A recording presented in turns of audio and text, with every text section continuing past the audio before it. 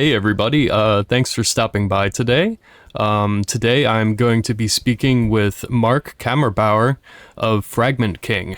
Hopefully I got his name right. He can correct me here in a moment when I drag him on screen if not.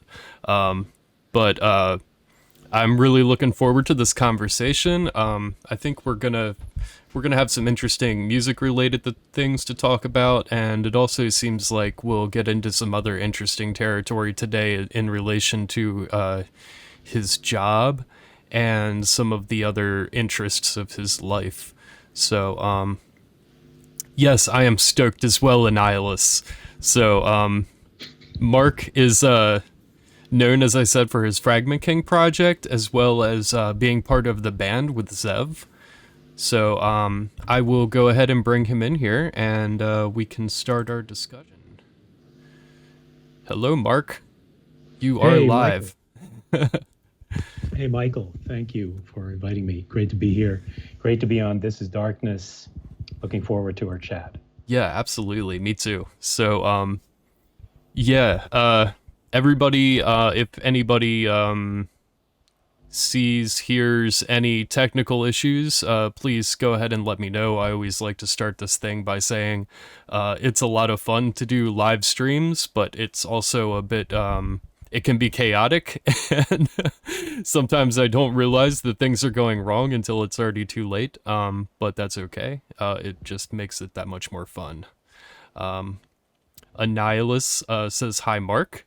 Um, Well, hi to Annihilus. I am wearing Mr. Annihilus's shirt today, my awesome theologian shirt. Excellent.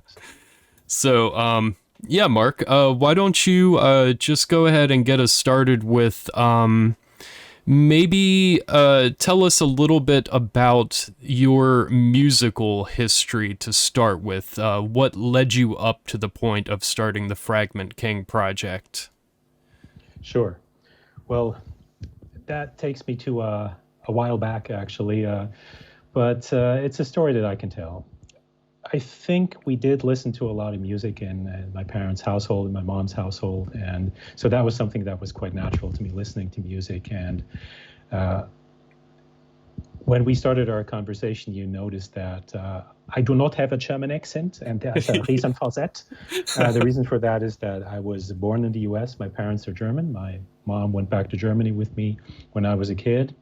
And in Germany, there was something called American Forces Network, which was wonderful. It was a radio station that, allowed me to listen to all the good music that was in the top 40 and introduced by Casey Kasem and such. And Oh, nice. eventually, yeah, absolutely. And I loved it. And so I I love drifted Casey into, Kasem. yeah. What they also had was they had uh, funk, a funk show. And this was at the time when, Cameo, Word Up, and all those bands came out that kind of combined organic vocals and mechanical synthesizers and drum beats and the like. So it was kind of natural to get interest in rap, as it was called back then, and later hip hop. And from there, the transition into metal was kind of easy. And from there, from metal to hardcore and post-hardcore and grindcore and all the cores and all the subgenres and so forth. And from there, of course, into industrial and noise and free jazz and all the weirdo Japanese music acts that came out at the time. But a big eye opener or ear opener was certainly Napalm Death, Carcass, Godflesh, and of course Scorn. And the desire to craft music in a way that came close to these ideals, which of course, I was bound to fail, but I tried. And I put that aside for a while. And then in the early 90s, when I started studying architecture, all the English IDM bands came up and all this, what was called intelligent dance music, which was obviously just more complex electronic music. And so Aphex Twin was great for a while. And then Autechre is still great, I think. And that was something that really drove me. And I'm thinking, wow, this is so cool. Somebody took the humans out of the mix. This is wonderful because all, the emotional heaviness of the music, either happy or not so happy, can be burdensome after a time. And then eventually computers gave everyone the opportunity to craft your own digital music on your own. And that was the point where I said, well, now I can actually do music and be serious about it to a certain degree. And of course, I recorded a demo tape, and I actually have the very first official Fragment King demo tape here. It was called The Demo That Exploded, which was, of course, inspired by William Burroughs, which I was reading at the time, like probably everybody that age. And then the whole thing started. That's how it started for me. It was electronic music, where I wanted to bring in a little bit of a feel of the detuned guitars of grindcore and industrial metal of the Godflesh kind. And it started from there. That was the beginning of Fragment King. That's awesome. Yeah, William Burroughs keeps, he just constantly keeps coming up in everything when I'm talking to people, when I'm reading interviews, when I'm reading books.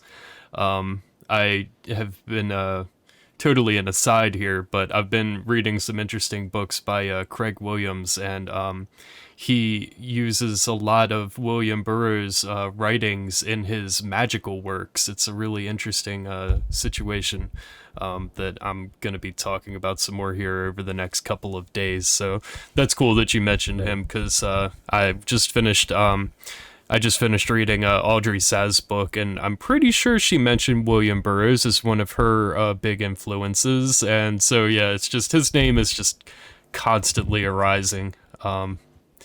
Always.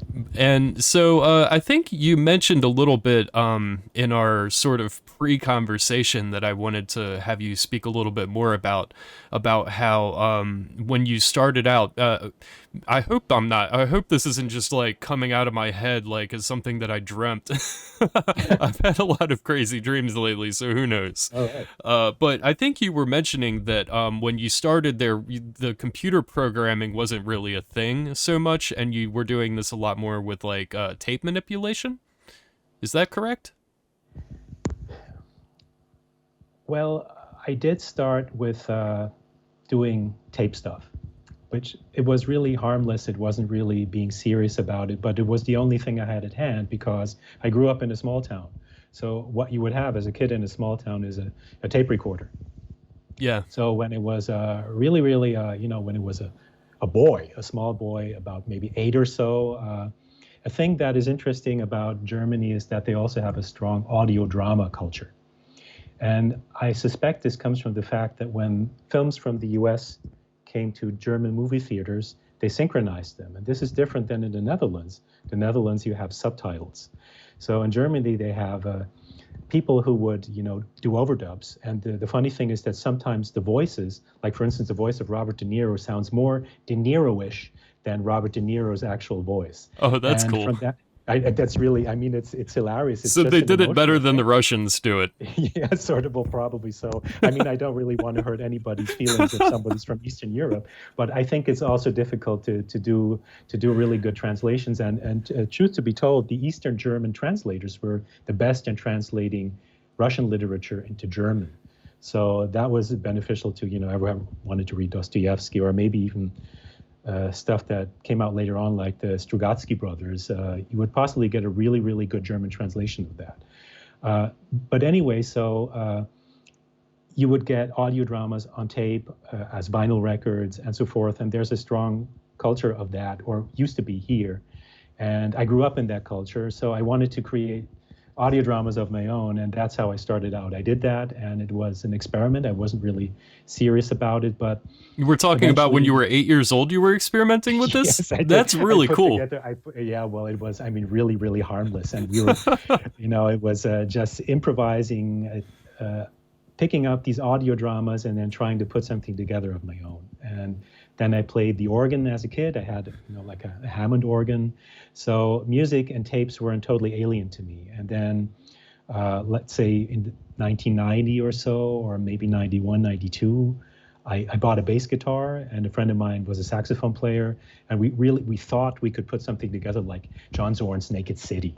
And of course we completely failed, but we recorded a tape, and it was fun. And actually it wasn't half as bad, but it was amateurish, but it was a start. That was my start. So it started out with recording tapes, and a lot of the computer stuff I recorded on tape. And the best part was if you could just drive around and listen to the tape in your car, because that would somehow give me a feeling of what, the music was supposed to be like, or what it was supposed to achieve.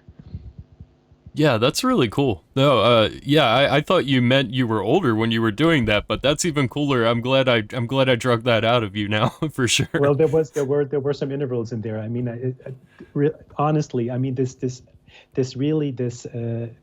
harmless tape of an 8-year-old. There was a gap of a couple of years before I started getting really interested in music and buying my own records and working at the gas station to, have the money to buy my own records, and then actually trying to record a band project with a friend of mine, with the idea of actually putting something together that might sound like John Zorn's Naked City. So that's a decade, and then it took another 5 years to reach the point where I could do computer sequencing and then actually say, well, this is a project, and I'll give it a name. Yeah, that's cool. So then that's when it became Fragment King. That's when it became Fragment King. Nice. Yeah, that's cool. So when you uh-oh. Uh-oh. See, this is what I'm talking about. Sometimes we get some technical difficulties. No, you were fading out. I lost you there for a second, but it looks like I got you back completely now, so that's cool. Okay, no problem. I noticed that there was a glitch in there.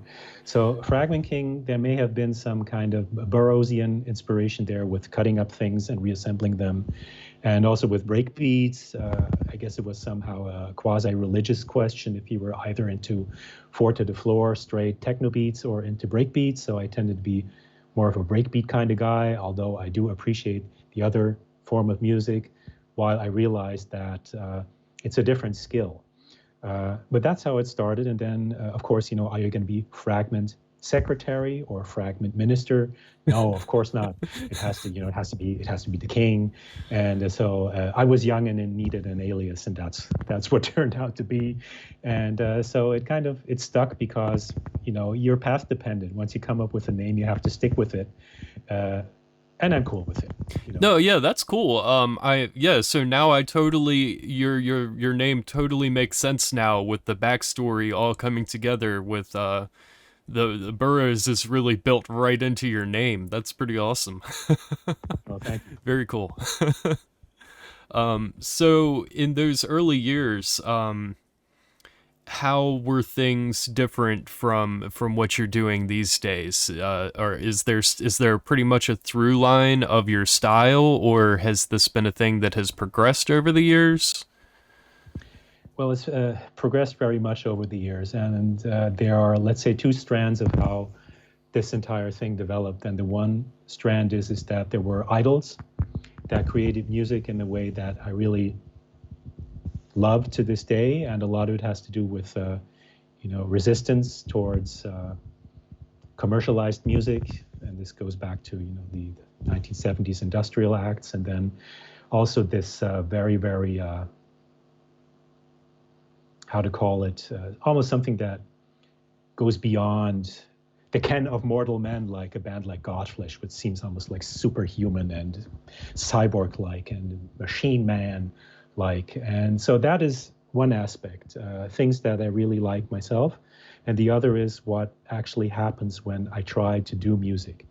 And what happened in terms of that second strand is something that has a certain soundtrack appeal to it. That could be the sound of, let's say, an imaginary film or so. And both strands have developed over time. So for a while, I was really invested in building structures in MIDI and then sending MIDI information to synthesizers or samplers. But I had this idea that it's like CAD for architects, where you design a building with a computer. And in terms of a sequencing program, the dimensions are different because you don't have three spatial dimensions that are flattened into two on the screen, but you have a time dimension as well that progresses. But still, you arrange things in a certain grid matrix, if you will, and that was really interesting to me. But the truth is that you don't really build music in terms of an architectural sound or sound architecture. You may have that intention, but at the end of the day, it's still some kind of organized sound. And maybe music, if people say, okay, this is fine, this is music. Of course, there are people who say this is not music, this is noise, and we don't like it. These We don't people like can go you. to hell. Yeah, well, they probably already are in hell. And but anyway, then when I finished studying and I went to the U.S., it didn't take long, and I ran into Lee Bartow, who was, of course, the mastermind behind NAVICON Torture Technologies, a theologian and Annihilvs. Hello, Lee. Yeah. And so when I got to know Lee, and I mentioned to him that I really appreciated the artwork that he was creating, he said, "Oh, yeah, thank you." And that was kind of the way we got to know each other. And it didn't take long for him to say, "Why don't you hang out with us and we'll just, you know, do a session, create some sound." And the result of that was that it was a very, very free way of creating sounds that wasn't determined by structures, but by us sitting in a room with equipment and just doing something. So it was, the one strand was composition and the other strand was improvisation. And that was really liberating to me because it opened up an entire new universe of music where the structural music would kind of, it was like a harness that would hold your mind together, and the other one was just that would liberate your mind. And everybody who knows NTT and theologian knows that there's a strong emotional component in there. Oh yeah. And that also comes from the vocals and the vocal treatment, and from whatever Lee decides to communicate with his vocals. And that was incredibly liberating. And also during that time, that was also a time when Godflesh ceased to exist, and then other bands came along that had a very, let's say, Godfleshy approach to what they were doing, and most of all Halo, the Australian band, which I'm still totally amazed of, which I saw live in Rotterdam, which totally blew me away. Nice. Similar to Khanate back then, and who deconstructed music. And because emotions always play a role, and of course it's somehow filtered through the technology and your craftsmanship and whatever you produce at the end of the day, and either it's good or it's bad, but there's always a filter in between. But the impression was that the filter with this kind of music was very, very thin. And it was very, very immediate, and you could almost, the music is really designed to give you the idea that you're inside a room with the musicians. And so it's very private somehow. And that came into the Fragment King sound as well. So that changed. And that's when I picked up my bass guitar again, and it became very one-man bandsy-like. And this was when I started recording tracks that had either guitar sounds, bass guitar sounds in them, and also vocals. Because before that, you could have asked me, well, why don't you have vocals? And I would say, well, I don't know what to communicate within my vocals. And truth be told, the cooperation with Lee led me to realizing that there are things that you can communicate. Yeah. And Yeah. That's how that progressed. Yeah, that's really cool. And yeah, I couldn't personally imagine what it's like doing this kind of music in an improvised live sort of setting. That seems really scary to me. Well, it was really, it wasn't easy. We were also talking about this because you have this cliche that you have the electronic music artist and he's doing something and twiddling with knobs and what have you. We're pretending. It's just, we're pretending. There was this anecdote about Autechre Twin that he would go on stage and he would light up a joint and sit in a beach chair and would press play on the DAT recorder, and that was it. And good for him. Good for Richard D. James. But anyway, this was something that we also discussed a lot and said, well, we can do something improvised, and that resulted in some really, really noisy stuff. Mexicon, the project that we did together, was really noisy, but it was open end, and it was what it was. And I broke a hard disk of my laptop by simply trying to actually do some kind of live cut up noise with audio material. So there's a price you pay. I guess that's the learning effect. There is a price you pay if you try to do these things. Wait, like your hard drive broke? Yeah, eventually I was pushing it too far. The thing was that if you have a 2-track software, and let's say you have a stereo audio file in it, and you can choose, you can select a part of that where you loop the play function. Oh God, and yeah. So you can zoom in and you make it smaller and smaller, and you can jump it back and forth, and that creates the most weird and crazy sounds, and it's extremely cut up and very fast. But of course, that means that your hard drive has to jump to all these positions wherever. And well, so the hard drive tends to be the first thing that gives anyway in a laptop.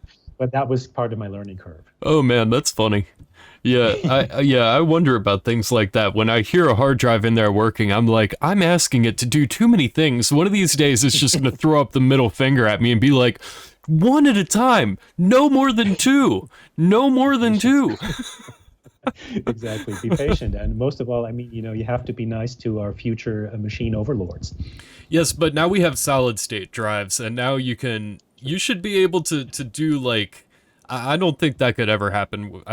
I'm not too good with technology, but I'm pretty sure that's going to be left behind with the hard drives. The spitty ones. So. Possibly. I love my solid state drives. I've got this little what's it called, the M2 stick that's like it looks like a stick of chewing gum, and you just slap it right onto the motherboard. It's so fucking cool. Nice. Very nice. Yeah, you really got to appreciate that. But also in due time, the music changed as well. So there is kind of like let's say a circular movement, because with Retreat, I did consciously or subconsciously revisit some of the ideas that I had on the first demo tape. So something that is soundtrack-ish, defies notions of the song. I mean, there's also like a hit song, the first track on the tape, and then the other tracks are more not hit songs. Yeah. And so, and in terms of that, it's kind of like, it's a little bit like an ellipsis or a circle, and revisiting ideas I had very early on.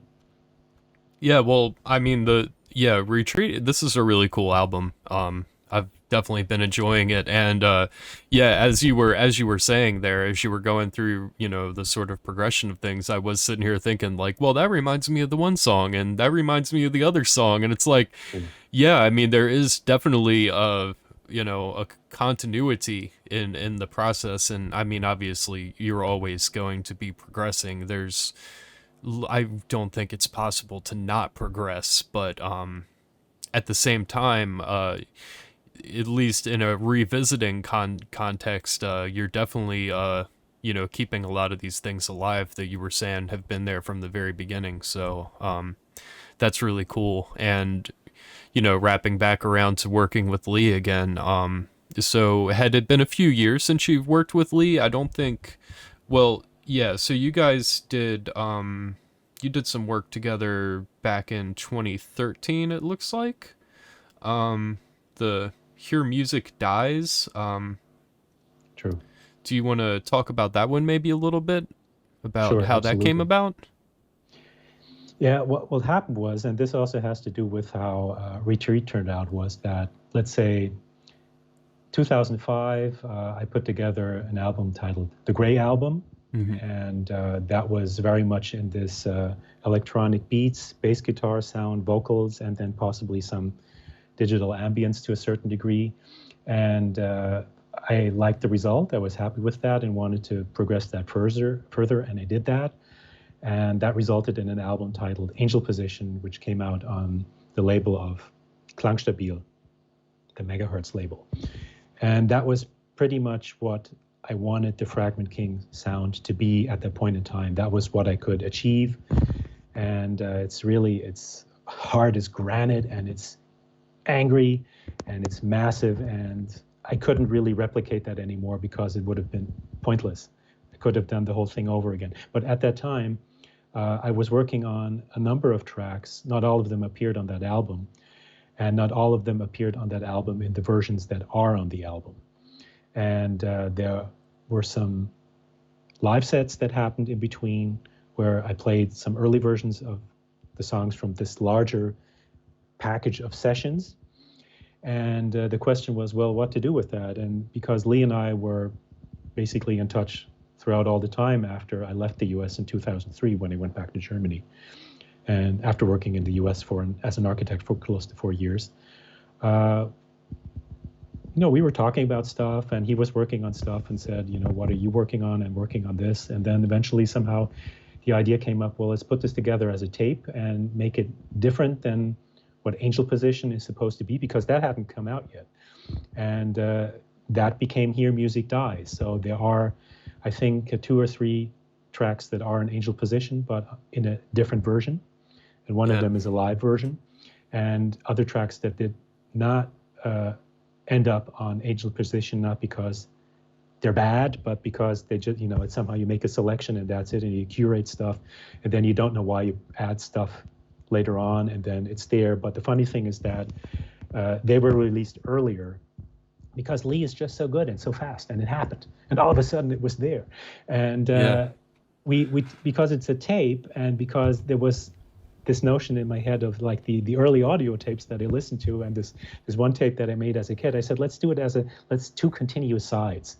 So I used some other stuff that I had on my hard disk and created a continuous mix for side A. And then Lee said, I'll do side B and I'll do theologian remixes. And then, what can be better than have theologian remix your tracks? Yeah. So that's how it happened. So we had the split tape and it came out in 2013. And very happy about that. Yeah, it's I'm sitting here realizing while I'm talking to you, like, at some point I'm gonna get Lee to get on here and talk to me also. Maybe not, but I'm gonna keep trying. Or, well, I guess I haven't tried that hard, but I will. I plan to keep doing this for a long time, so I'm really not pushing anybody. I'm kind of letting people come to me naturally when they're ready to. And if that never happens, then I'm going to start poking people. But I noticed, I was talking to the Vomit Arsonist a couple weeks ago now, and, he's done a lot of work with Lee as well. And it seems like, I'm just thinking, like, he's worked with a lot of people in collaboration form. So, and you had mentioned, like, how it was a liberating experience to work with him. So I wonder if you had any other things maybe that you'd want to say specifically about the process of working with Lee in particular, and how that feels so natural for you, maybe. I don't know. It's kind of a loose question, but... Well, it's a very cool question, and forces me to kind of imagine what it's like to be inside Lee's head, and he may not like that very much. And me imagine what it's like to be in his head, and vice versa. But I think it's because he really lives music. So or creating sound is so natural to him, like getting up in the morning and eating a bowl of cereal, and then the crunching of the cereal is already the first step into this new realm of music and creating sound.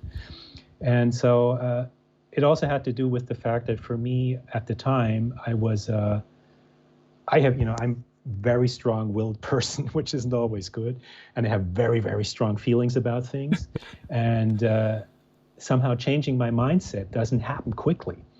But it was so convincing in that instant working with Lee that music did not have to be sonic architecture. It could be whatever it wanted to be. That was the liberating part, and I think also harkens back to notions of early industrial music of being an autonomous form of art that isn't bound by constraints. Yeah. So that happens really naturally, and that was because you also mentioned Zev early on, and we should talk about Zev. Oh yeah, absolutely. All the lords wherever of all the ulterior dimensions, bless his soul in any possible way. Zev was a blessing to the music scene, and I'm deeply honored to be able to say that he was a friend, and we worked together, and it was huge fun. Sometimes it was also stressful. One time he got angry and said, we're doing this to also enjoy creating music together.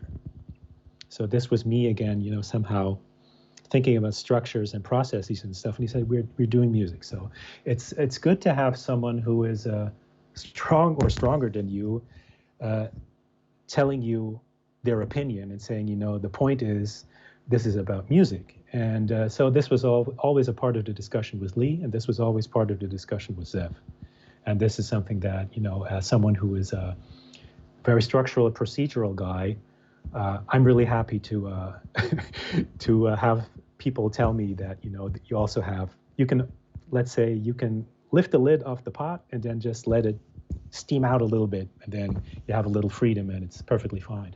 And so humans need this kind of communication. Otherwise, you're stuck in your own head. And I think that my work as someone who creates sounds, and I'm not even saying that I'm a musician or whatnot, because real musicians might get upset. It's good for that. And because the thing is, sometimes you need to close the lid in order to focus, but you need to know when it's okay to lift the lid again and let some new information in. And that came out of these collaborations for sure. Yeah, I like your analogies. Yeah, so do I. We started out with cereal and now we're cooking some chili. Right, exactly. Well, it's maybe music is like food for the soul, you know? Absolutely. No, that's cool.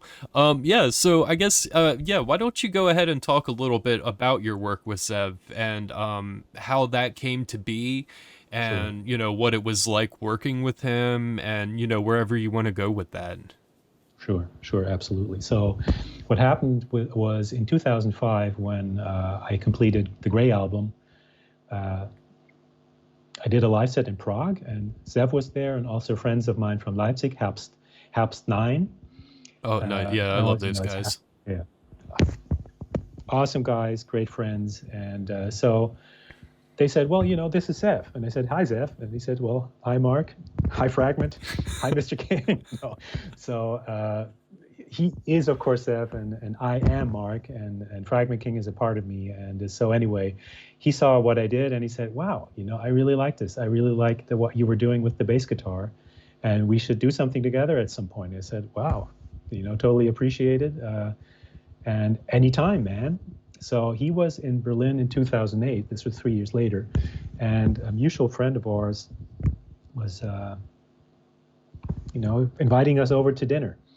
And Zev said, well, listen up. I'm playing at this festival. I'm going to invite you over. And we said, wow, cool. And we went there. Zev played his set. Awesome. At the end of the set, everybody applauds, and he says, well, why don't you come over next week to this gallery place where they're having a little festival, because Marcelo Aguirre and Fragment King and I are going to do an improvised set. And we're like, okay. And so what we did was, let me see how we actually put this together. I think we said, all right, we pretty much know what we can do, so that's what we're going to do. And Marcelo also invited a female vocalist over, Alexandra von Bolzen, who was working with also like an artsy grindcore band at the time. And we played in half an hour set, and it was completely awesome. And I guess it's what you do when you don't really have a plan. You stick to what you can do well. And in my case, it was bass riffs. I think I played the Godzilla soundtrack melody for at least 5 minutes straight. So, and that was part of one progression within this half-hour, incredibly dynamic and powerful set. And Zev did his thing, and Marcelo is a grindcore drummer, and also someone. He's probably the most metal guy I have ever met. Nice. This man is pure metal. He knows every band. Some of them personally. He has a huge record collection, and he's also into a lot of different, let's say modern classical music. And he would, look into his the shelves full of records, and would say, "Oh, you know what? You may like Morton Feldman. Listen to this guy." And so that's how we played with Zev. And then Zev said we should continue working on this, and that's what we did. And then we started sending files over the ocean. Him being in the US, me being in Germany. And eventually we had tracks that he released on his Kali Yuga label. Later on, I put him on Bandcamp. In 2011, we were invited in Scheer, which is a place in southern Germany by the Klangbad people, Irmler of Faust. He put together a festival. We played there. And then 2 years after that, I was able to put something together in Munich where we did something site-specific. And after that, we stayed in touch. And then, unfortunately, he passed away. And possibly like a couple of months before he passed away, we were on the phone and we were talking about doing stuff. And he was always creative. He always had ideas. He had an incredible vision for what sound could be like, what media could be like. And yeah, he was a real blessing, and I'm really honored to have been able to work with him and to be able to still call him a friend, even if he's in other dimensions now. Yeah, that is definitely an unfortunate situation. It's always sad when, people go sooner than they should, You want everybody to live to at least 105, At least. at least. Yeah, well, so I mean that's pretty cool that you got to do all of that with him, and it's cool that so much of it was able to happen without the limitation of borders being an issue. That's a thing that couldn't have happened 20 years ago, or at least not nearly as easily. The ability now, it's so fun for me to see. This sort of thing is happening more and more within the dark ambient community, where you've got people from just all over the world working together on projects, and it really becomes a project of its own, not just two people throwing stuff at each other. It really, the more that people can talk on Skype and can, I don't know the logistics of it, but I would imagine some people can, to some extent, even synchronize their software. I think that's, if that is that a thing? Is that a thing that can happen yet? I feel like if it's not, it should be. Well, I think there's so many things are possible, and it's only gonna progress further. And I mean, the funny thing is that there was a point in the development of music software when Ableton Live came out that a lot of people I knew said, well, this is too easy. It makes it too easy.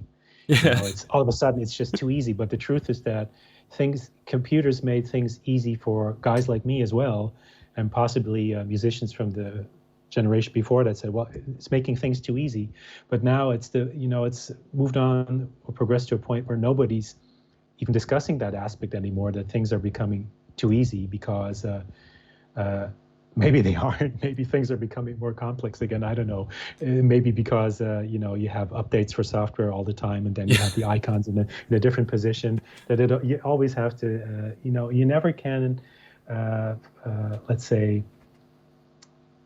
It's not like things become easier and easier. I do think there's a threshold where there's a threshold easiness, a threshold of easiness below which not a lot of things happen. That's a hypothesis. I mean, I'm thinking about it like in like an ancient context where at some point the metal guitar string came along, and they're like, you don't even have to go hunting for your guitar strings anymore. Like, or I guess more like like it's like there was like when I mean, several hundred years ago, several thousand years ago, if you wanted to use an instrument, you had to figure out how to make an instrument, figure out where to get the materials for that instrument, make the instrument, then learn how to use the instrument.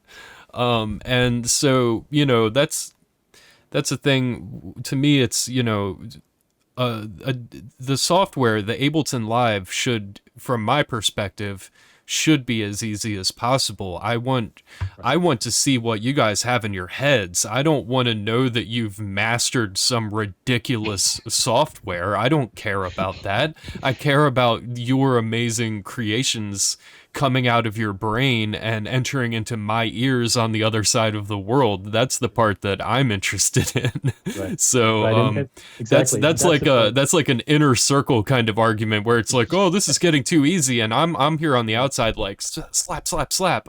Shut the fuck up, guys. Like, just let them make their music. Right. I know, and that's the point where you realize, okay, you're taking this too seriously, and maybe you have to step back a little bit.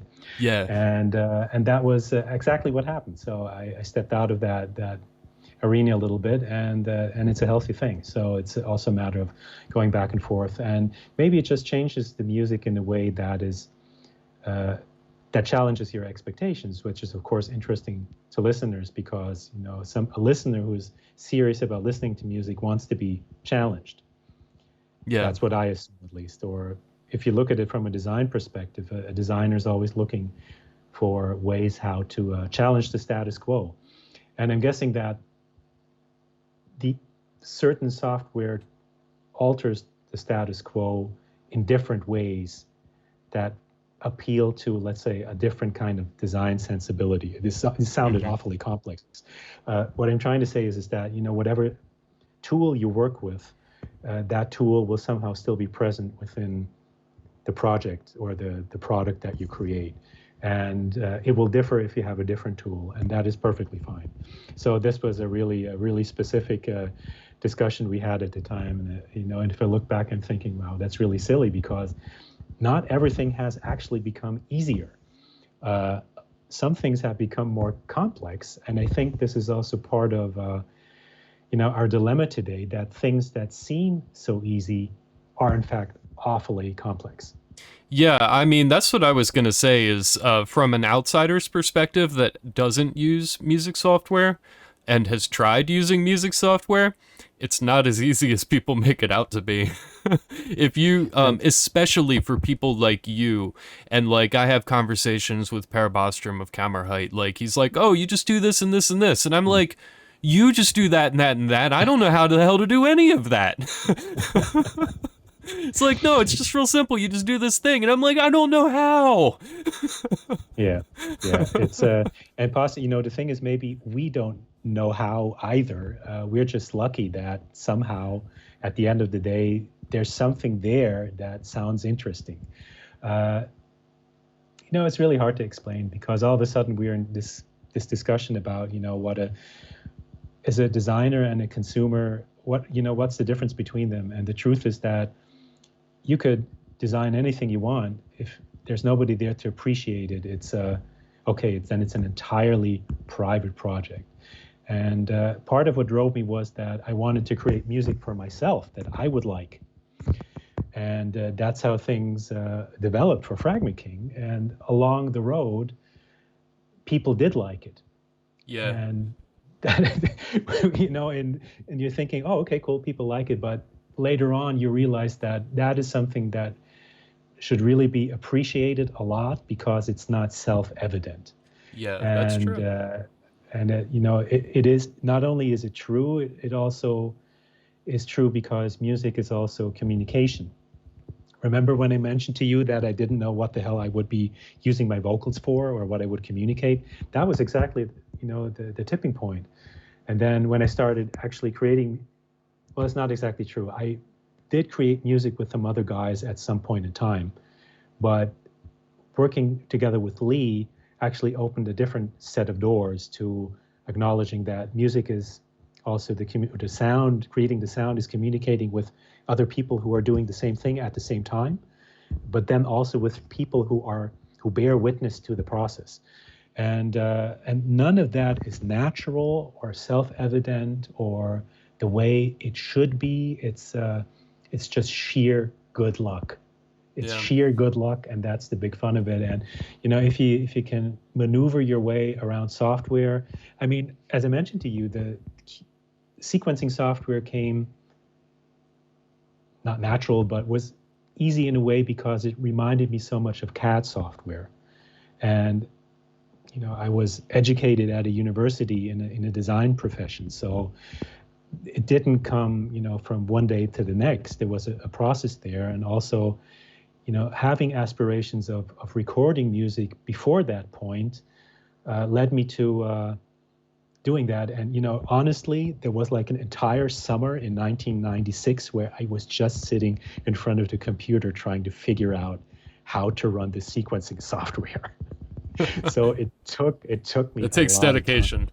It takes dedication and stubbornness. I mean, sheer stubbornness, and it does take time. And if you don't have the time, it's really difficult. And it's also, if you work a day job, it's also difficult. I had the suspicion you would ask me, well, what do you do in your real life? And then I would say, there is no real life, Michael. But the thing is that unless you are a professional musician, you have to allocate the time to do this. And Retreat took 2 years to put together.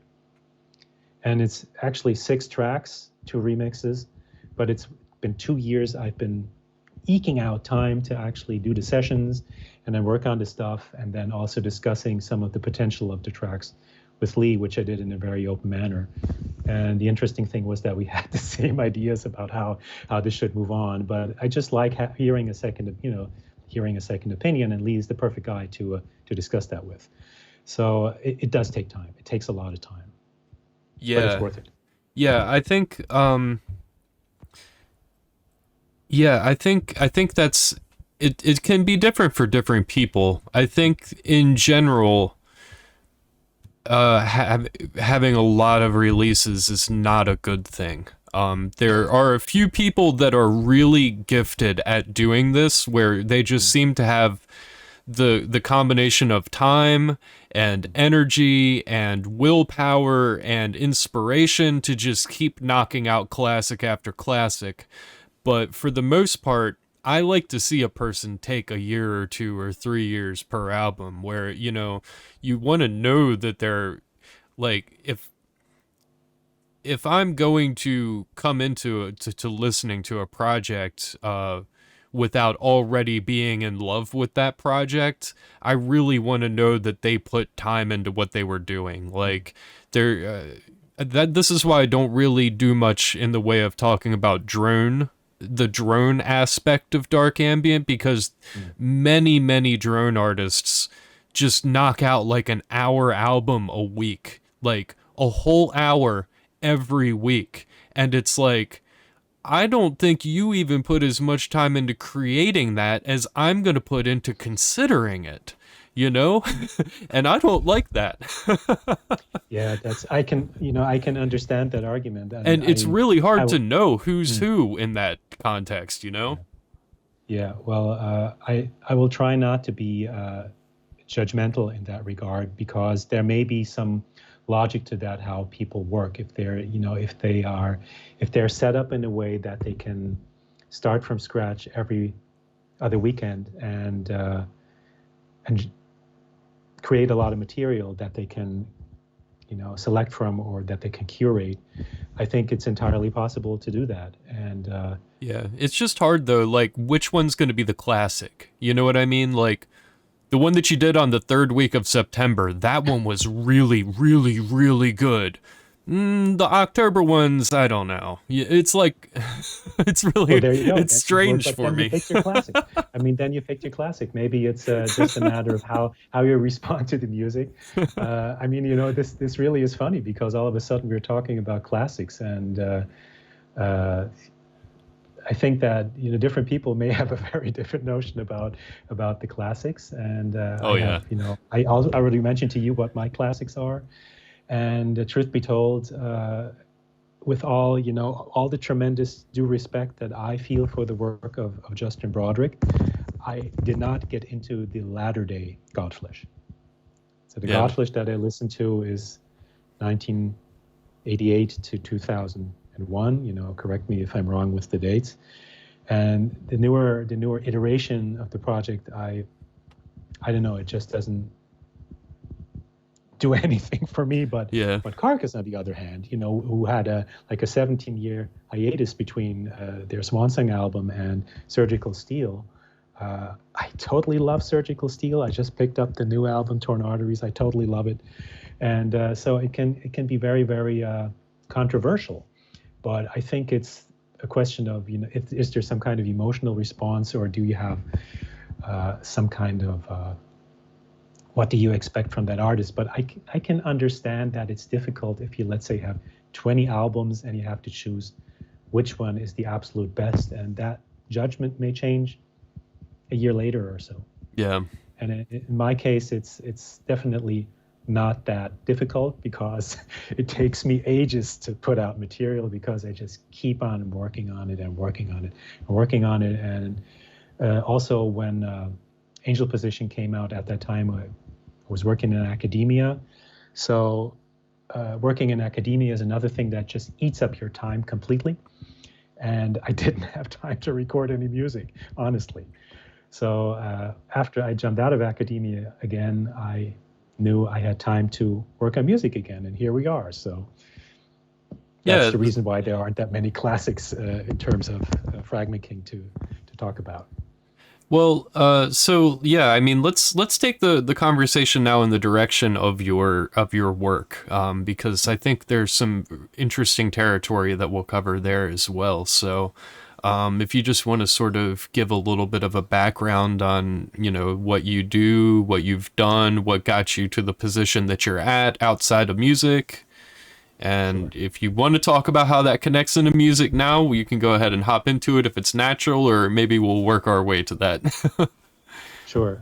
You may have to jump in and then ask a follow-up question or so if I just get lost in my own meanderings. But possibly I'm a planning researcher. I started out with architecture. I studied architecture at a university here in Germany, and then due to my dual citizenship, it was easy for me to go to the US and work there.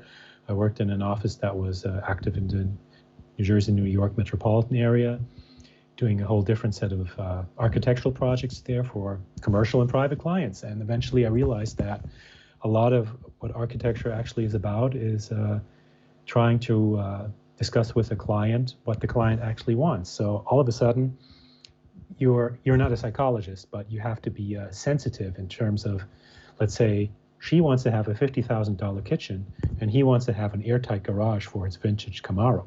So all of a sudden, you're mediating between. So something happened there that I wasn't prepared or educated to do, and I realized that. And after working in the U.S. for a couple of years, I went back to Germany. I wanted to go back to uni there, and which eventually I did, but it didn't happen the way that I had in mind. And one other reason was that, well, this may sound weird, but actually there's also a document to relate to what I'm going to say. So the Live at SI tape is a live recording from September the 6th, 2001.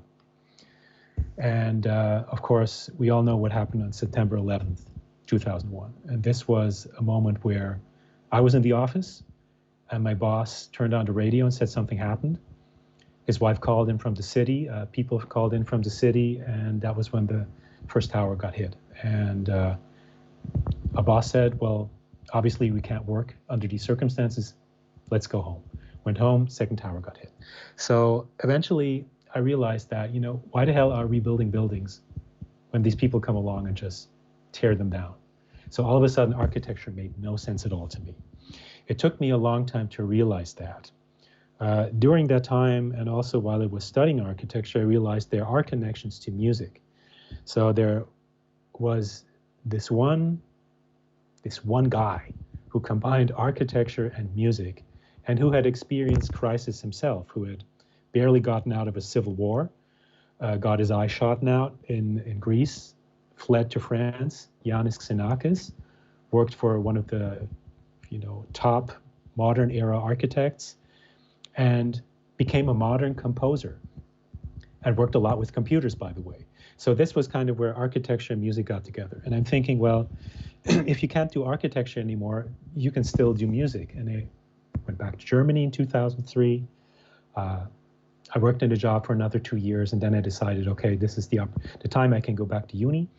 And another disaster happened. That was Katrina, New Orleans.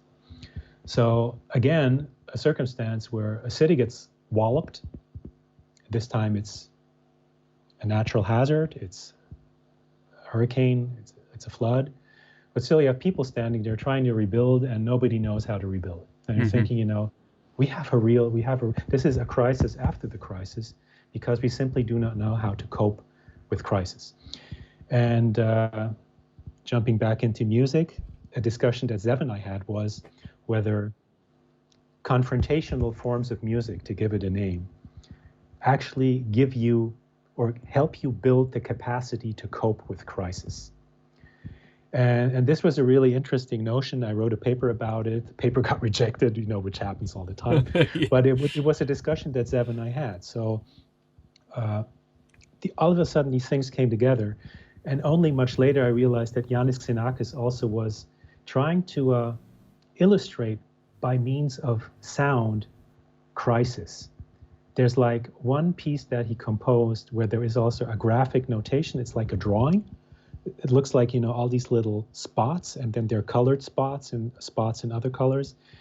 And those were two things. It was one, a demonstration in Greece at the moment the police started shooting at the demonstrators.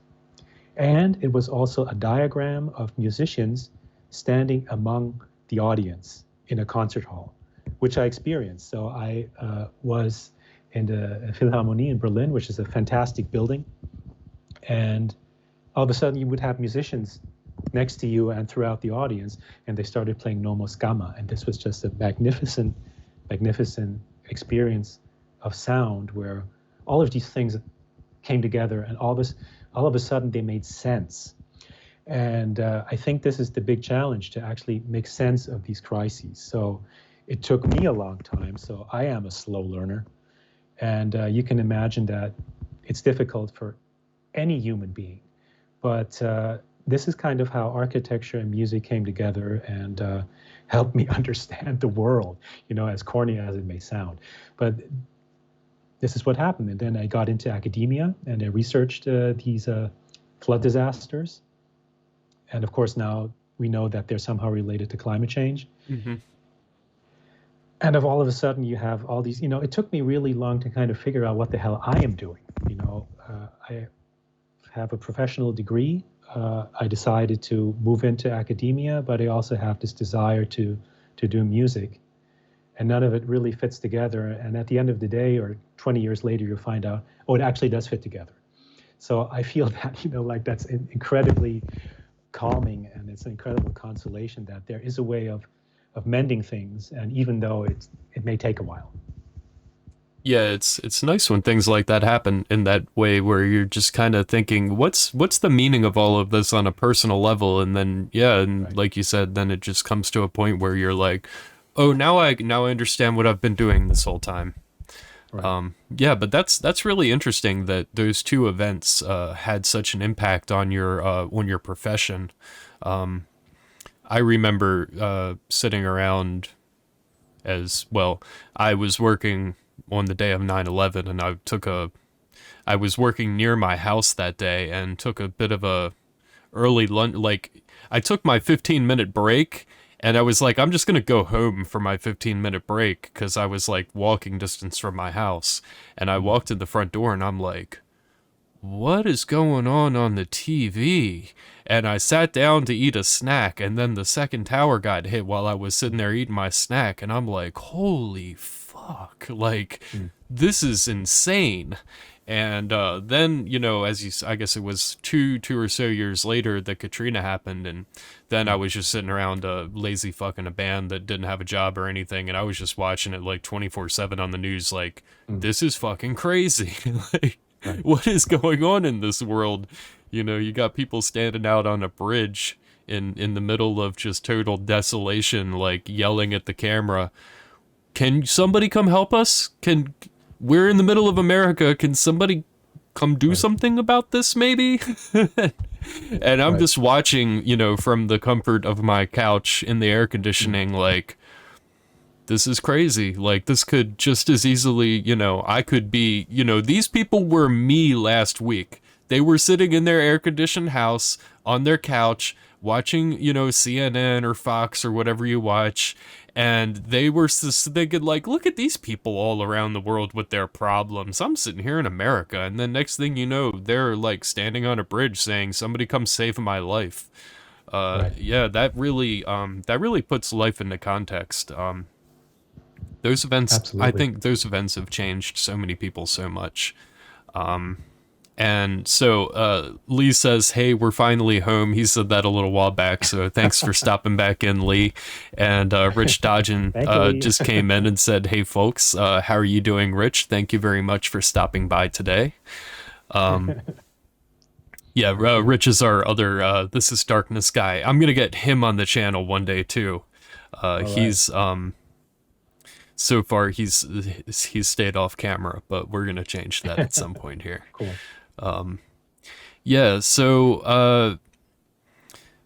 So I guess let's go into some more specifics about your current album that you've just released, The Retreat. by Fragment King, which as I said, I've really been enjoying it. And yes, yes, show that baby off. Yes, absolutely. Beautiful Annihilvs logo here, and then you fold it up, and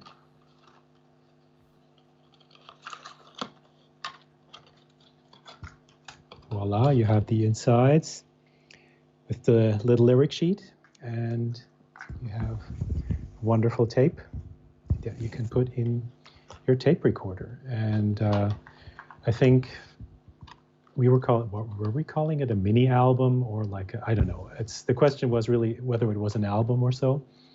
And there are, I think, 5 tracks proper on the tape, 2 on side A and 3 on side B, and it's a digital package. So the digital package comes with an additional original track and 2 remixes by the incredible 2W from France and by Snow Beasts, who by coincidence, Rob Kotick also did the mastering of the audio, and that's why it sounds so pristine and wonderfully powerful. Nice. So in a certain way, it's a team effort.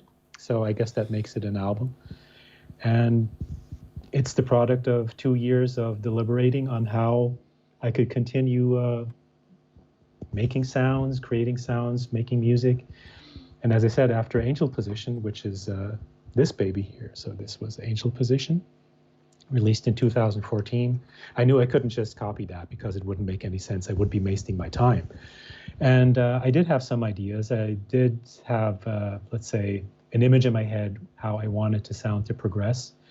And I was working on stuff. And one step was to, let's say, record a demo, which I did, which was influenced by, these 3-4 big bands I mentioned to you earlier, Napalm Death and Carcass and Godflesh and Scorn. And then actually going into a specific building in Munich, which is a bunker tower.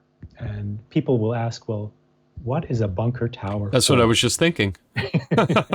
And How I does that will work? be happy to explain that to you. Well, number one is that a friend of mine, a very good friend of mine in Munich, a curator who studied architecture with me, Nicola Borgmann, she manages the architecture gallery in Munich, and she has her gallery in one of these bunker towers. And the bunker towers were built during World War II, and they're air defense towers. And they're designed in a way to mimic a typical urban building. So they don't look like bunkers, but actually they have meter thick concrete walls. So there's this one concrete room in the building that I used to record a bass guitar session with my amp, a microphone, the effects that I use, the bass guitar, and me, yours truly. And the thing is, I didn't play any riffs or so. I just let the thing go. And what that is that the feedback that is generated through me standing in front of the amp with the mic inside this room with its particular acoustic qualities, and in combination with the effects, allowed me to just generate a permanent sound environment, if you will, for lack of a better word.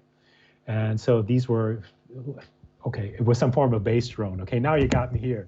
It was a bass drone. Oh no. So anyway, but I only recorded 2 half-hour sessions. So and I didn't turn those into singular albums because that wasn't, not because I wouldn't want to do that on a like a fundamental level, but because that wasn't what I wanted to use it for. But I really liked what came out. It made a lot of fun because it's also physical sound. You feel it in your body. And depending on how you move and how you hold the bass guitar, the sound changes. And it kind of floats back and forth, and it oscillates and it changes. And it's this specific kind of buzzing sound that you feel all around you. I don't know what that says psychologically about me. We may wander into that arena later on. But anyway, so that's how I recorded part of the bass sessions. And then the question was, how do I tie them together with the other sounds I had in mind? And this was before we were actually talking about pieces. So I had the title, like this song, which isn't the title song, but it's the first song, Torch Song, which was originally called Weak Minds, which is why the Snow Beasts remix is called Weak Minds. Nice. And then these other tracks in between that had to become something, and I was working on a number of software synths pieces and tried to combine them with the audio. And it took a time to kind of get the feeling for it, because I hadn't been working on music for a time, and I needed to get back into the groove. And that took time. That really took time. That took about, let's say, a year and a half. And then I had 5 tracks that I sent to Lee. And he said, well, maybe you can add a number 6 to that. And I said, okay, while I'm in the groove, I can do that. And while I was in the groove, he said, well, by the way, there's, if I can actually go that far, because it relates to his releases, okay, let me try to say this without giving any spoilers away or something. So he said, like, imagine I had created music and you would somehow receive that and interpret it. And then record your interpretation and give that back to me, which I did, and we both really liked it. And so there was a 7th track that was created in these entire retreat sessions. And the 7th track is something that relates entirely to Lee's intentions and projects and so forth, and the others are part of retreat. And then we had the 2 great releases. And that's how it, came to be. And then we were figuring out how to, actually create the graphic concept for this. And so you can see this, and people will wonder, well, what the hell is this actually?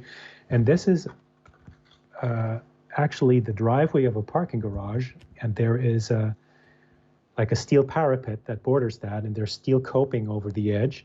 And somehow, I guess a truck driver ran against the coping with his truck, and so it got all squished together, and that's what it is. So, and it was something that I photographed. And then the other picture is like a superimposition of a film still, I think, perhaps, and me playing live. And then the lyrics are, very much in the vein of covert CIA documents. I boiled them down to the bare essential. Against, if you wanted me to explain the concept of this thing, it's boiling down whatever Fragment King is to the bare essentials. Also in terms of the sound, what the sound encompasses in terms of craftsmanship and technology, and the lyrical content. And that's that. Here we are. Nice. All right, so let's take a break for a second here, and I'm going to play the video that Lee has on the Fragment King Bandcamp page real quick. So I'm going to hop over to a different screen, and we will both disappear for a moment. And we're going to watch this video for about 5.5 minutes, and then we'll be back to talk with you guys some more. Very cool.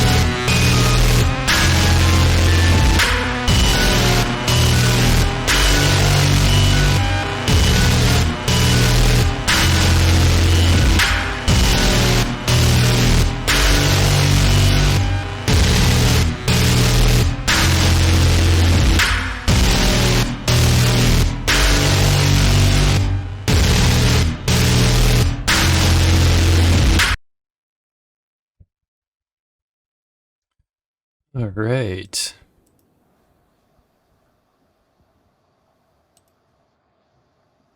And we're back.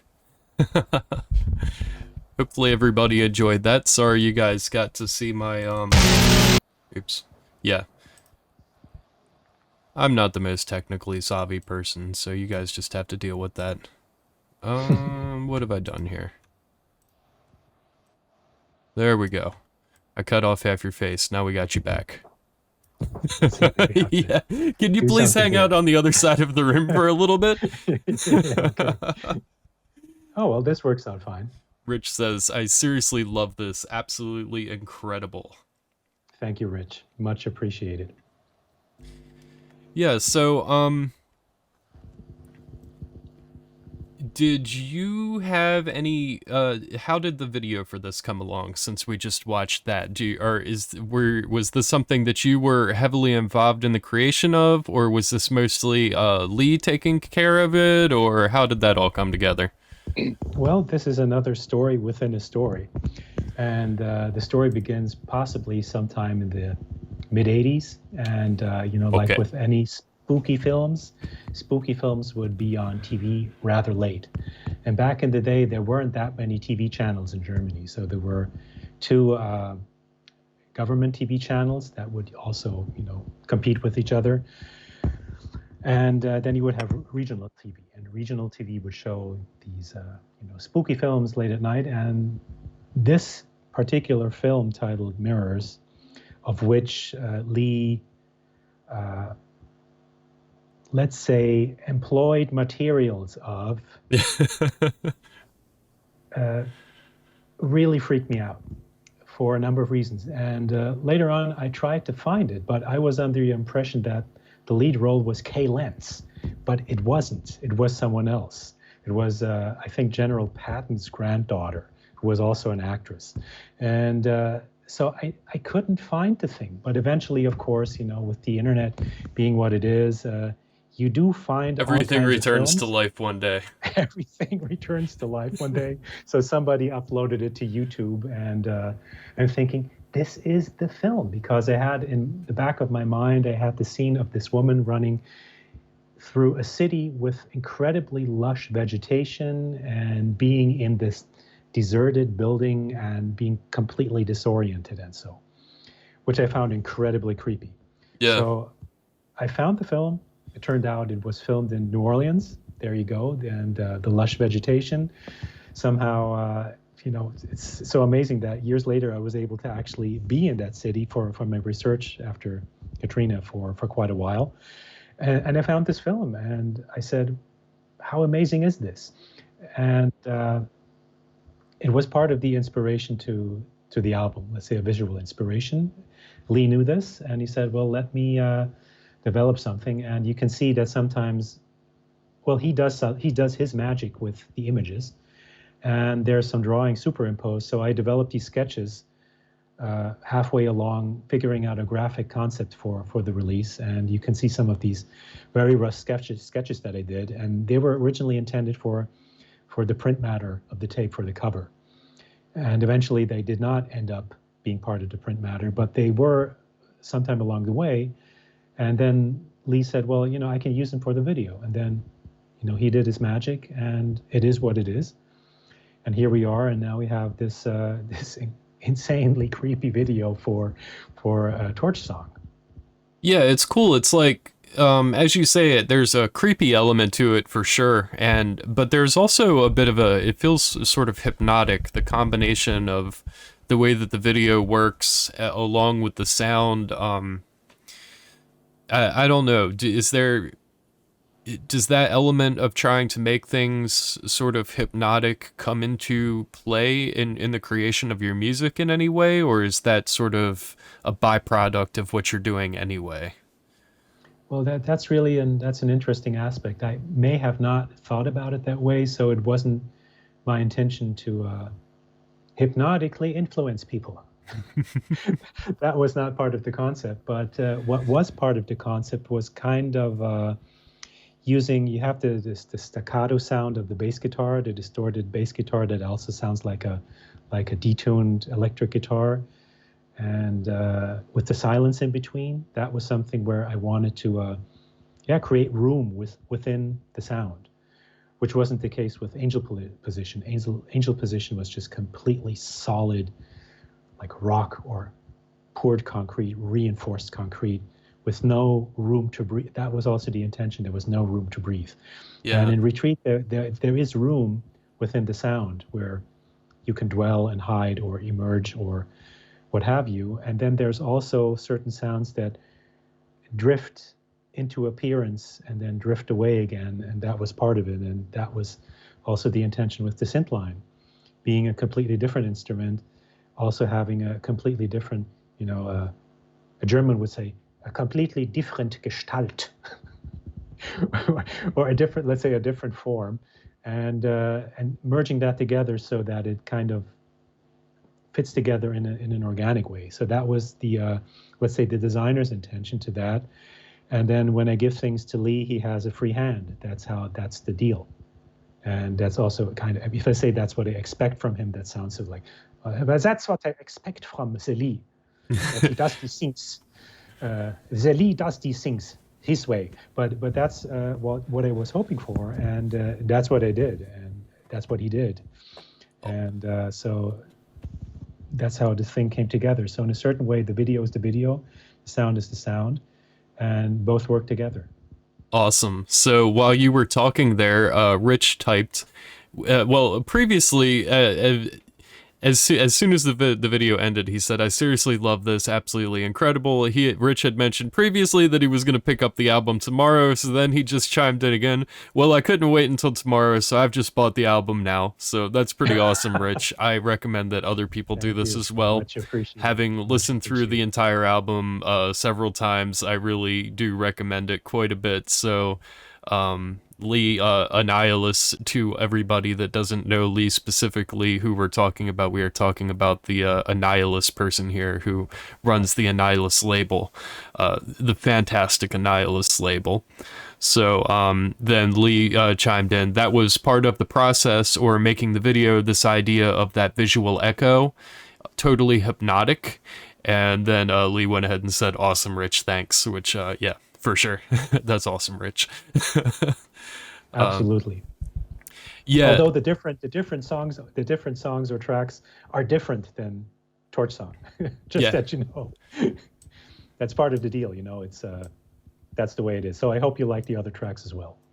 Yeah, well, I certainly do, and I'm sure he's going to as well. This is why he's part of This Is Darkness, because he has good taste. He has great taste.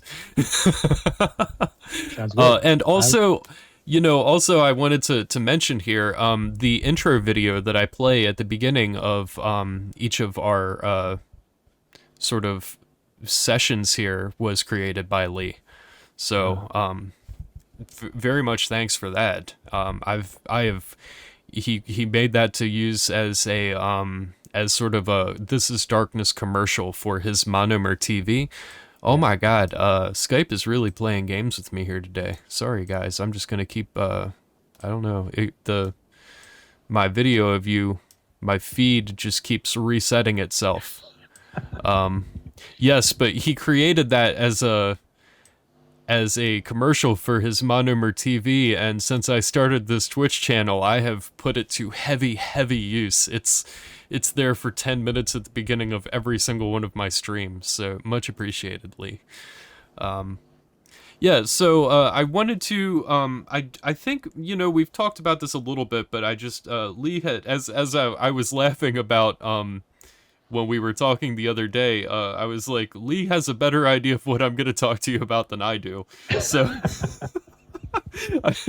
as we were watching the video, I pulled up Instagram and I'm like, what did Lee say this was going to be about that I haven't mentioned yet?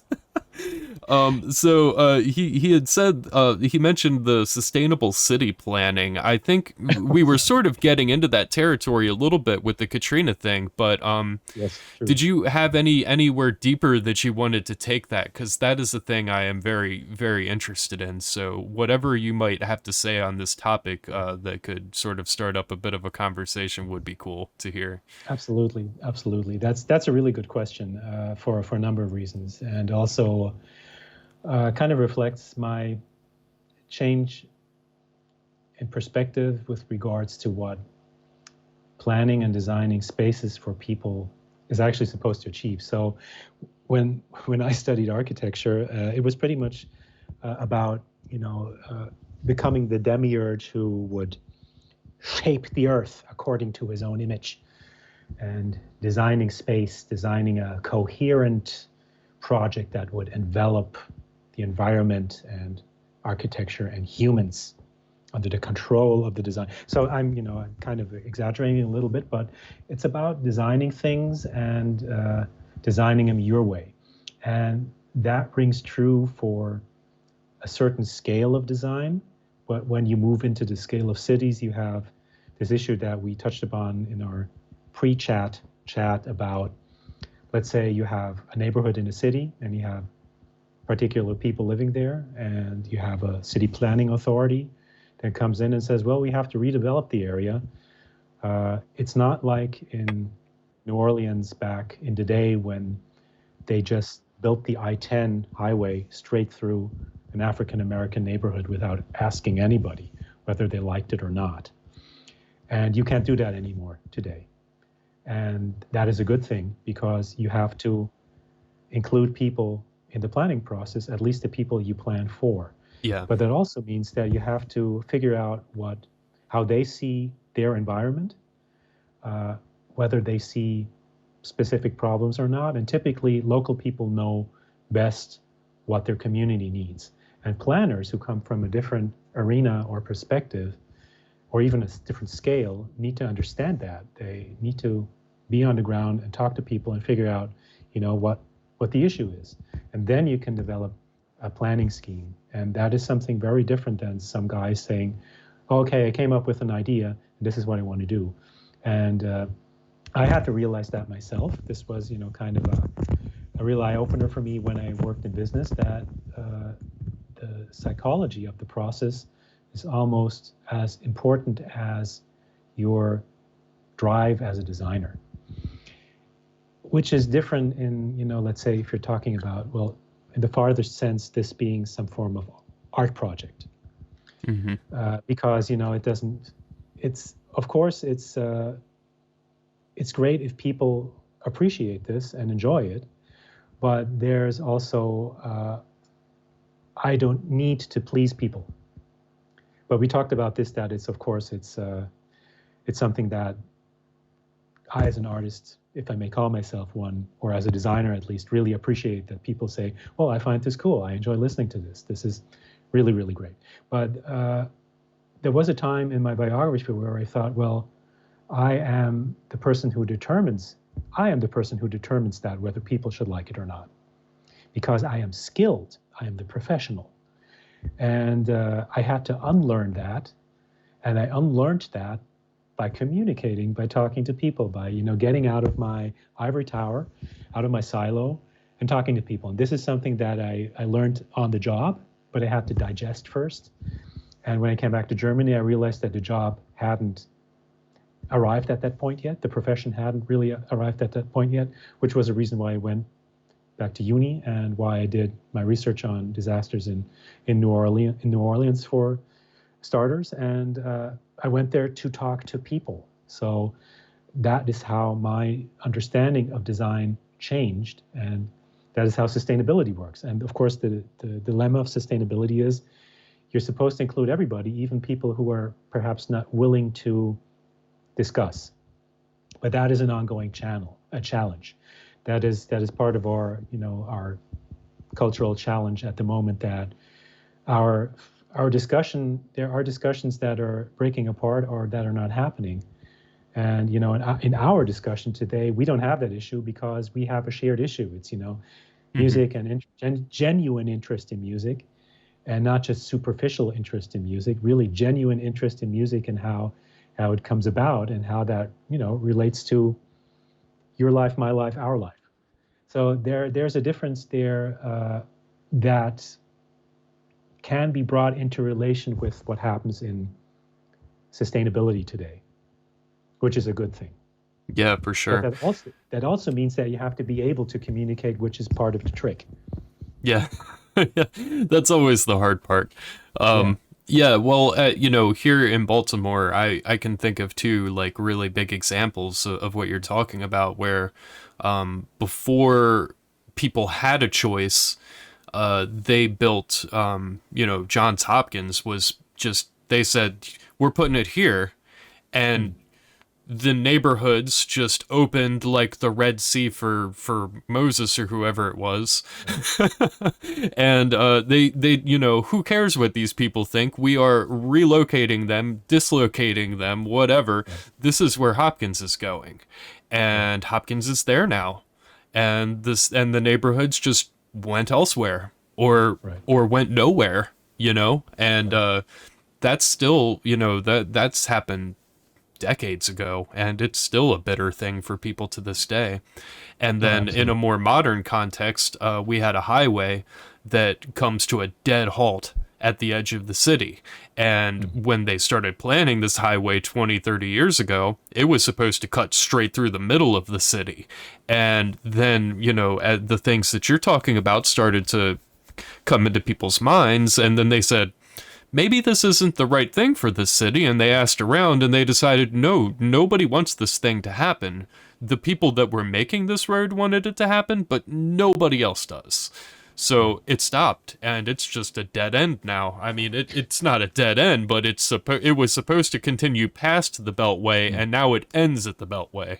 So that made somebody mad, but it made a lot of other people happy that it stopped. Yeah. So yeah, I Yeah. mean Well, it's a really interesting sort of concept, and this is a thing that needs to be considered in so many levels on our planet right now.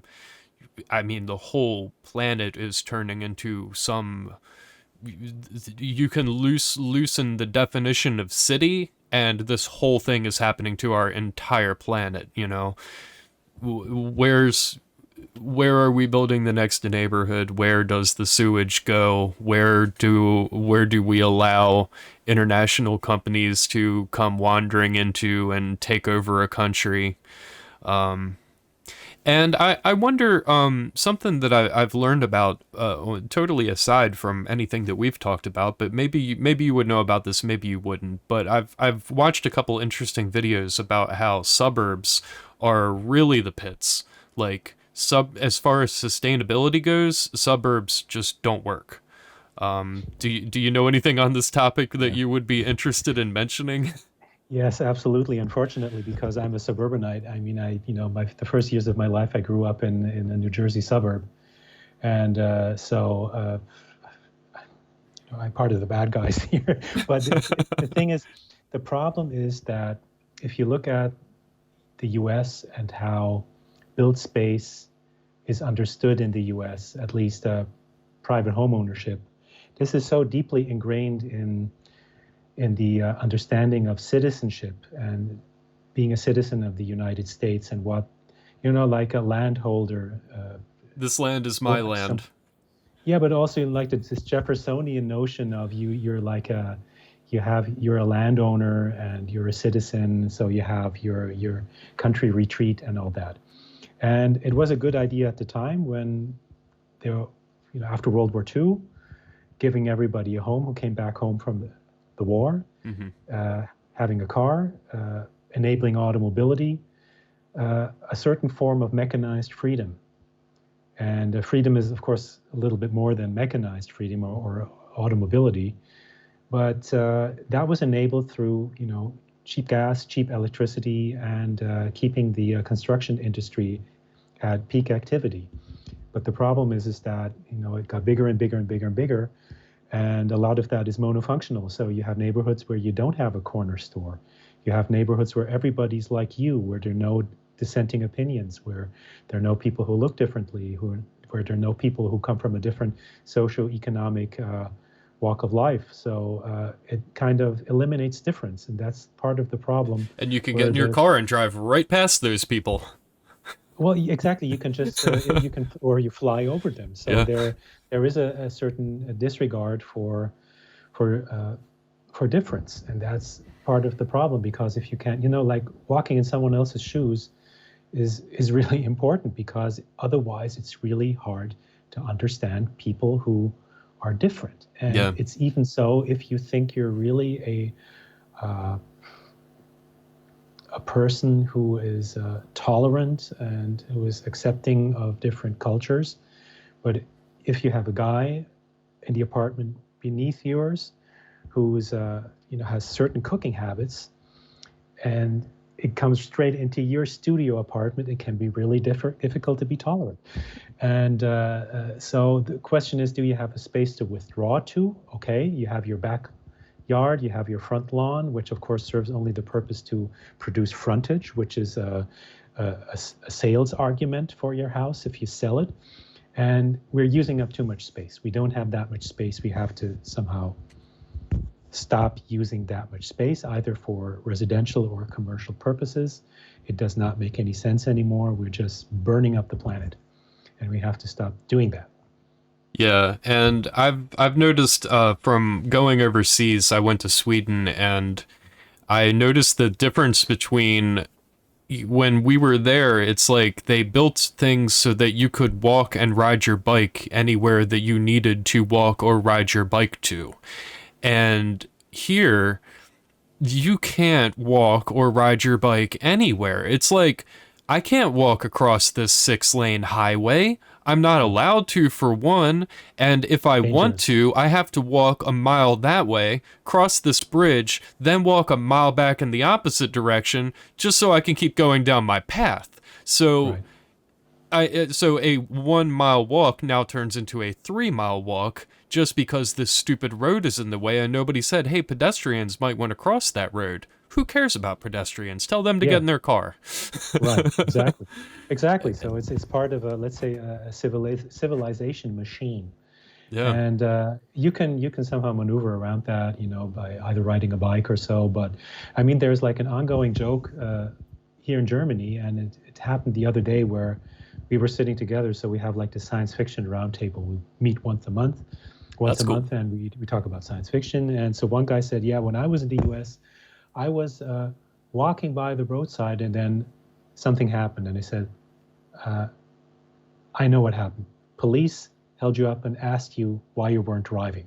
And he said, yeah, exactly. I said, I know. This happened to my art theory teacher.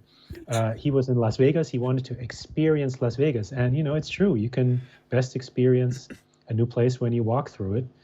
And so police held him up and said, are you okay, sir? And he said, yeah, perfectly. Why are you walking down the street? Oh, I'm German. That's what I do. I walk down the street. And so it's really interesting because cities here are historically set up that way because they were built at a time where people had no cars.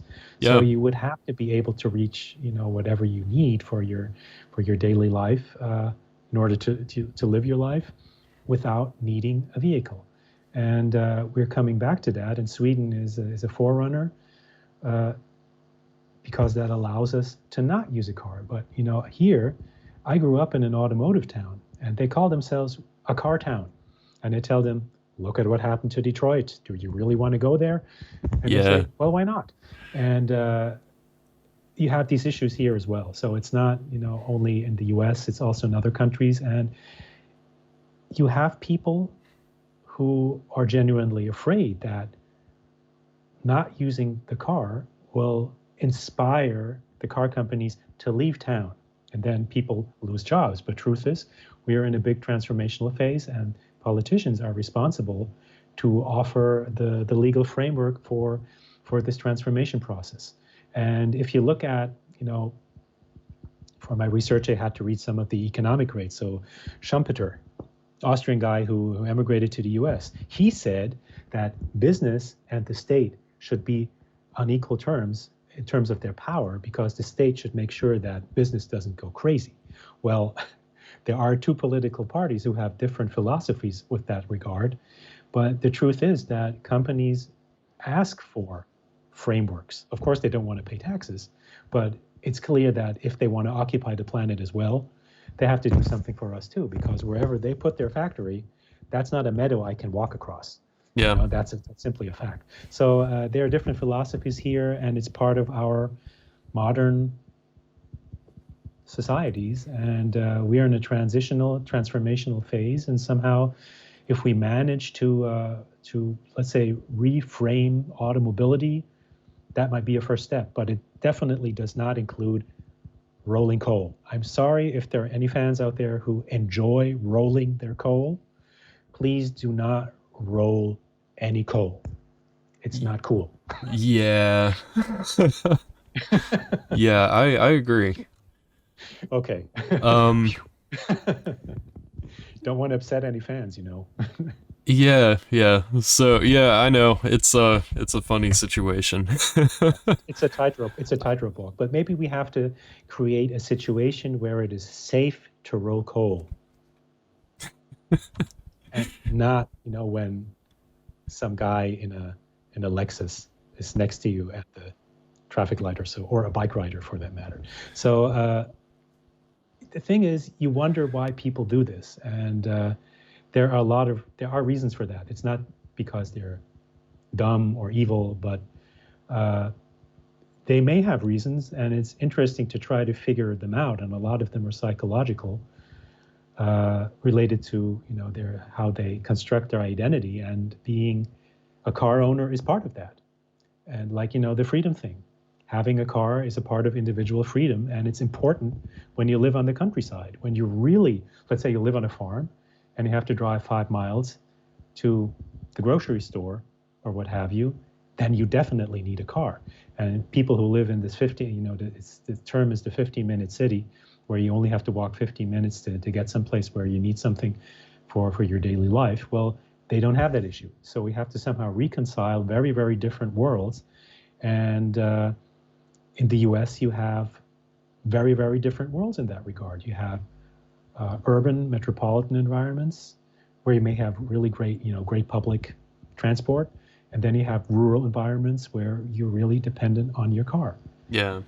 So you have to take that into account. And it's part of just having a civil discussion with all the parties who are involved. So rolling coal, yes, but only in a safe environment.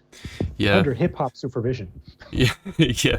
And you know, like I was gonna throw in there, in 1999 when I saw Lost Highway, I don't know if you're a David Lynch fan or not. I love David Lynch. Yeah, so in 1999 when I saw Lost Highway, I think I'm trying to do the math. I think I was 16 years old at the time, and watching Pete Dayton drive his car through LA, that was like life goals for me. Like the first thing I wanted to do when I got a car was roll down the windows at night and listen to some Angelo Badalamenti while I was driving. Absolutely. You know what I mean? Like, it's like a rite of passage in America to drive a car. If you aren't driving, there's something wrong with you. You know, to bring it back to what you were saying earlier. Excuse me, sir, why aren't you in a car? What? Because I like walking? Because I don't have a car? I didn't want to rent a car? I thought I'm in a city? Well, that's weird. You should probably go get one, because I don't know what to do about that with you. Yeah. So, yeah, David Lynch is amazing, though. Always always big ups to David. Hopefully whatever project he's working on, there's something new that's been in the works for, like, since the beginning of this whole mess, like 2 years ago. It's been in the works, so hopefully that thing happens again. I'll watch it, whatever it is. Oh yeah, I know, man. 18 hours of Lost Highway, 18 hours of Twin Peaks. I was just like, how am I alive for this? Like, this is why we live. This is why I have bad days and I say I don't want to be here anymore, and then I say, yeah, but David Lynch might make another movie, so I should really stick around for the long haul. Absolutely. and he looks like he's going to be he's in for the long haul. He's going to be around for some time. Yeah, he's going to be. Those cigarettes, I think I heard that he quit smoking like a year and a half ago. That's going to expand. We're going to get at least one more movie and another season of Twin Peaks just because he quit smoking. Thank you. And I quit smoking too, so I'll stick around long enough to see it. Absolutely, you should. Absolutely. Yeah, and Angelo so Badalamenti, yeah. yeah, he's amazing. I always said like his music really changed things for me. Pretty great musician.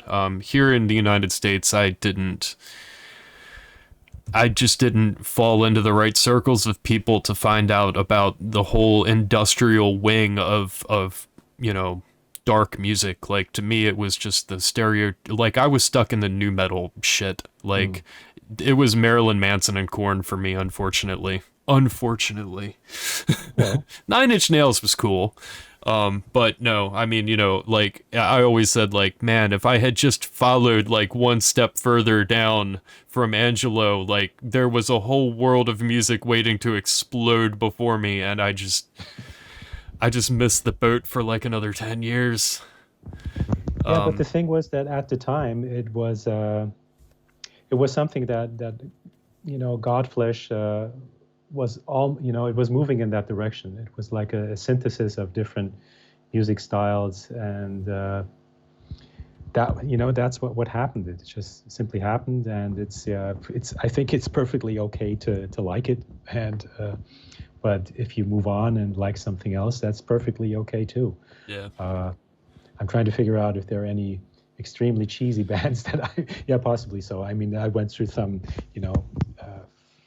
crimes as well in that regard. Yeah. But then, it's musical fandom crimes. yeah, something like that. But well, it's a part of you listen to it, and then at some point you listen to something new, and that is more important. Yeah, every time you find something new, you realize your previous ignorance, and then it just keeps happening again and again until you are 80 years old listening to, I don't know what I'll listen to when I'm 80. Hopefully something amazing. I'll probably just, it'll probably be all classical by then. Well, it could be that. I mean, there's so much stuff out there that you could just possibly buy a new album or listen to a new album any other day, and never reach the the end of it. Yeah, and I won't, and it'll all be in my glasses. My glasses will be contact lenses, and I'll just tell my contact lenses with my brain, I want to buy the new classical album, and then it just all happens inside my head. Or in here. Yeah. My playlist will be in here. Yeah. Okay, so I think we're probably getting close to the finish here. If there's anything that you wanted me to mention that I haven't yet, please chime in, and same for people in chat. And Lee just posted something here that I'm gonna read. Someone I follow on Instagram posted the Bill Pullman Patricia Arquette sex scene from Lost Highway, and we agreed it's the most disturbing scene in any film. The juxtaposition of the audio and the way it's shot are just par excellence. Yes. Absolutely. That was such a strange scene.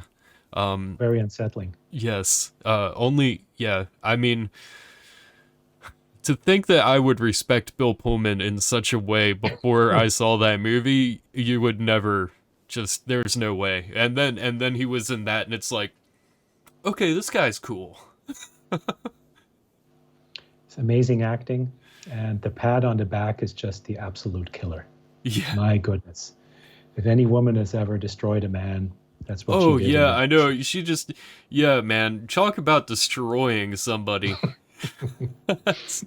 But then Robert Blake is incredible too. I saw this in a movie theater that was like in this club area, also while I was at uni at the time, and Robert Blake, the scene with when they're at the party and he says something like, "Talk to me on my phone." Yeah, that is the oh yeah. Yeah, to me that's as far as a sex scene goes, I agree with you, Lee, but that scene that you're mentioning with the phone call, that is like the most disturbing scene in all of anything.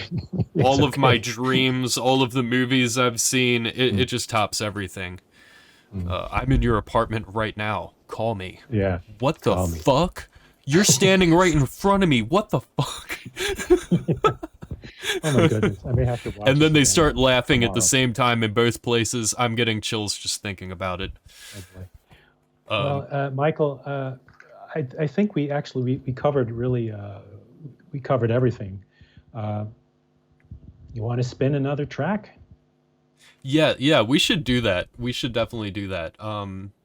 So we're just going to listen to one this time, but let's play the track to end the situation.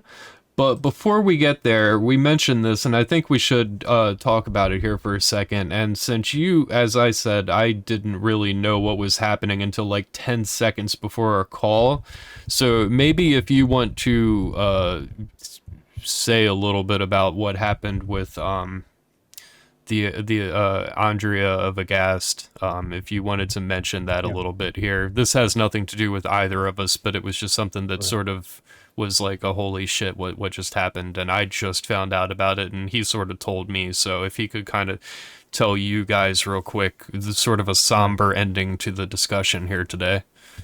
Right. So this also goes to whoever's in the digital room with us, all the folks who are following our conversation with Michael, and really appreciated chatting with you. It was a lot of fun.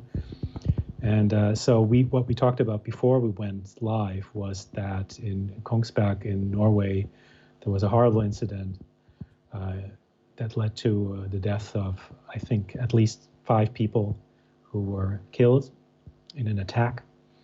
And this was on the news in Europe as well. So we talked about this, and it's, one of these things that are hard to figure out and where we don't really know much, but people got hurt, people lost their lives. So our thoughts and feelings go out to those folks and those folks who lost loved ones. And, we're thinking about you, and be good. Yeah. As be good as you can. Yeah, it was a really sad situation, so I just thought that, we should at least mention it here. And I was like, I don't know when, but he was like, let's just mention it at the end. So I think that definitely was, it's a pretty sad situation. So it's always sad when these things happen, and it's a bit more directly saddening today because of, sort of a musical connection that we all have to what had happened there. So I will let's see. I'm gonna pull up the retreat page on Annihilvs Bandcamp now, and I will play out the rest of the stream with a final track. Why don't you pick the track that I play? So to start off, we played Double Infinity, and then we played the video for Torch Song to in our sort of medium territory there. So what would you like the last song to be that we play ourselves out with? Let's play Devourer. Okay, 3. Sounds good. So yeah, we're gonna finish off the stream here today with the 3rd track on Retreat by Fragment King on the Annihilvs Power Electronix label, whose cassette has just released on the 9th of August this month. So thank you guys all for being here, listening to our conversation today. Thank you very much, Mark, for having the conversation with me today. It was a lot of fun talking to you. Thank you, Mark. And I think this was a really fun conversation for me. So same here. Yeah, thanks to Lee for putting us together on this. And again, thanks to all of you guys for being here. Thanks to Rich for picking up the album. Hopefully some more people will pick up the album. And I'll go ahead and let Mark go, and I'll go ahead and switch the screen over now to the Bandcamp track, to the Bandcamp page, and play out this track, and then the stream will end after that. So you guys all have a wonderful weekend. Thanks, y'all. Have a good one. Enjoy the music. Peace.